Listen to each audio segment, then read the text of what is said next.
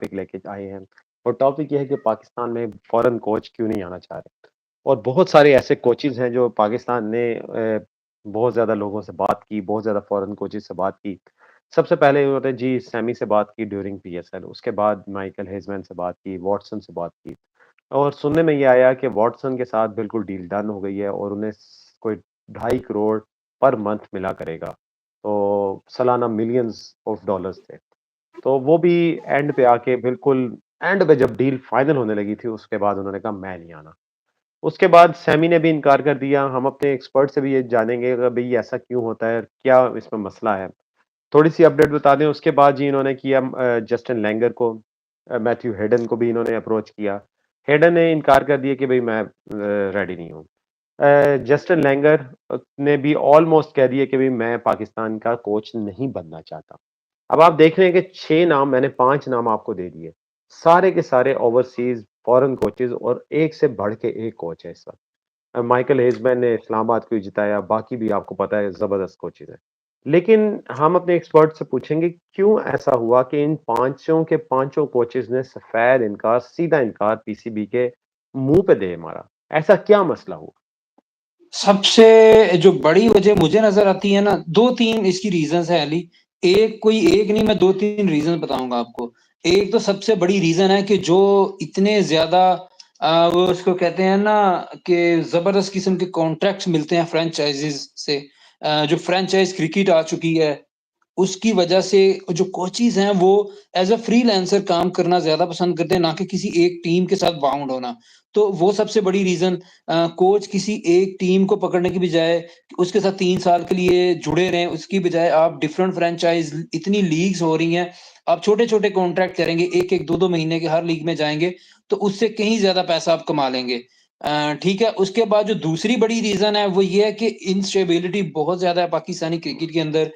PCB management के अंदर जो कोच आएगा, वो अपना सब कुछ दाँव पे लगा के आएगा, अपने डिफरेंट टीम्स के साथ जो उनके कॉन्ट्रैक्ट्स हैं वो टर्मिनेट करके आएगा, तो उसको इनसिक्योरिटी रहेगी कि यार ये कब तक है। उनको उसको पता है कि क्रिकेट में स्टेबिलिटी है नहीं पाकिस्तान की। जैसा कि हमने देखा मिकी आर्थर को हम लेके आए, फिर गए, फिर लेके आए, तो 1-2 महीने के बाद उनको भी फारिग कर दिया। तो जो बाहर के कोचेज़ हैं, जो गोरे कोचेज़ हैं, वो डर रहे हैं इस चीज़ से कि हम चले तो जाएँ, लेकिन इसकी गारंटी क्या है कि हम 2 या 3 साल के लिए कोच रह भी सकेंगे कि नहीं पाकिस्तानी टीम के। तो अच्छा, ये मुझे 2 ये मुझे बताएँ सबसे बड़ी रीज़न मतलब ये नज़र जो आती हैं। आपने मेजर इश्यू की बात की है, ठीक है, एक तो कोचेज़ आपको पता है 3 महीने में जो 2 महीनों की लीग खेली तो उसके बाद आपने कॉन्ट्रैक्ट उतना ही कमा लिया जितना आप यहाँ बाउंड होके कमा रहे हैं।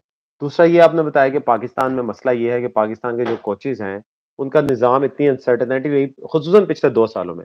कभी रमीज़ राजा बनते हैं, कभी नजम सेठी बनते हैं, फिर रमीज़ राजा उतरते हैं तो फिर नजम सेठी दोबारा बन जाते हैं, फिर ज़का अशरफ आते हैं, फिर नजम सेठी आते हैं, फिर ज़का अशरफ आते हैं, मतलब ऐसे ही एक सर्कस चली हुई थी। अब जाके मोहसिन नकवी आए हैं, अब ये पता नहीं कब तक रहते हैं। तो अब मुझे ये बताएँ कि जैसे कि हमारे एक्सपर्ट ने भी बताया कि भई कुछ सर्कस जब चल गई और मिकी आर्थर के साथ जो ज़्यादती हुई फर्स्ट टेन्योर में भी, सेकंड टेन्योर में भी हमेशा की तरह ज़्यादती हुई, तो वो यार एक इंटरनेशनल कोच है। अब आप जैसे मैं और बकर एक-दूसरे को जानते हैं, लेट्स सपोज़ बकर एक इंटरनेशनल कोच बनते हैं या कहीं इंटरनेशनल असाइनमेंट में जाते हैं, इनके साथ बहुत बुरी होती है और मैं इनसे फ़ोन करके पूछता हूँ कि भई क्या हुआ? अब मेरा भी एक एक्सपेरिमेंट जो मेरा भी एक्सपीरियंस था वो भी गंदा होगा। मैं कहूँगा नहीं यार पाकिस्तान में नहीं जाना। तो यार खुदा के वास्ते मेरी एक मैनेजमेंट से एक गुज़ारिश है कि आप जो भी लाएँ कोच उसके साथ एक रहें। अच्छा अब हम अपने नाज़रीन को बताते जाएँ एक न नाम जो है तकरीबन फाइनल होने को है, 2 नाम असल में 3 नाम आ रहे हैं अब तो ज़्यादा आने लगे हैं। सबसे पहले मैं आपको बताता हूँ जो गैरी क्रिस्टन जो कि सीएसके के भी कोच हैं, उनके साथ भी डील चल रही है इस वक़्त, ठीक है? लेकिन उनका ये कहना है कि मैं आईपीएल के बाद ही अवेलेबल हूँगा। न्यूजीलैंड की सीरीज में शायद पाकिस्तान विदाउट एनी कोच जाए। दूसरा नाम जो आ रहा है आपको पता है उसका नाम है लुक रॉकी, जो फ्रॉम न्यूजीलैंड है। इस वक़्त वो किसी असाइनमेंट में इतने खास वो नहीं है बिज़ी, तो शायद वो हो जाए। जो तीसरा बॉलिंग का बल्कि आ रहा है, वो हम एक्सपर्ट को बाद में बताएँगे। लेकिन आप ये बताएँ कि भई माइक ये जो 2 नाम मैंने आपको बताए हैं, गैरी क्रिस्टन और ल्यूक रॉन्ची, क्या इन दोनों में से कोई आ पाएगा या नहीं? अच्छा अली मैं आपको बताता चलूँ इससे पहले कि मैं कंटिन्यू करूँ